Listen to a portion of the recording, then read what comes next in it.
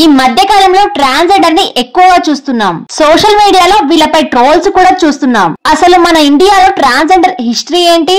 హిందూ దేవతలు కూడా లింగ మార్పిడి చేసుకున్నారా? ఈ మధ్య కాలంలో ట్రాన్స్జెండర్ సంఖ్య ఎందుకు ఇంతలా పెరిగిపోయింది? వీళ్ళకున్న చట్టపరమైన హక్కులేంటి? ఇలా ట్రాన్స్జెండర్ పై మీకున్న ప్రశ్నలన్నిటికీ నా వీడియో సమాధానం. భారతదేశంలో ట్రాన్స్జెండర్ చరిత్ర. రామాయణ మహాకావ్యంలో హిజ్రాలకు ఒక ప్రత్యేక స్థానం లభించింది. శ్రీరాముడు 14 సంవత్సరాలు అయోధ్యను వదిలి అడవికి వెళ్లే సందర్భంలో రాముని ఎడబాటు తట్టుకోలేక ప్రజలు కూడా రాముని వెంట అడవికి బయలుదేరారు. అప్పుడు శ్రీరాముడు స్త్రీలను పురుషులను వాళ్ళ ఇంటికి తిరిగి వెళ్లాలని ఆదేశించాడు. ట్రాన్స్జెండర్స్ అదే లింగ మార్పిడి వ్యక్తులను రాముడు మర్చిపోయాడు. హిజ్రాలు మాత్రం రాముని ఆదేశం ప్రకారం శ్రీరాముడి రాక కోసం అక్కడే 14 సంవత్సరాలు ఎదురు చూశారు. వాళ్ళ పట్టుదలకు భక్తికి రాముడు మెచ్చి ఒక వరాన్ని ప్రసాదించాడు.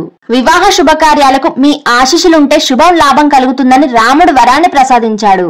అప్పటి నుండి హిజ్రాల ఆశీర్వాదం మంచిదని మన హిందువుల నమ్మిక.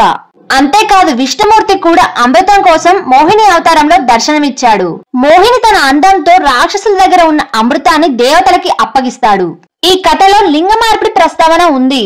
మహాభారతంలోని శిఖండి కథ కూడా లింగ మార్పిడికి గుర్తింపు లభించింది. శిఖండి స్త్రీగా జన్మించిన ఆమె భీష్మునిపై ప్రతీకారం తీర్చుకోవాలనే కోరికతో సునకర్ణి అనే యక్షకుడి సహాయంతో పురుష రూపంలోకి మారిపోయింది.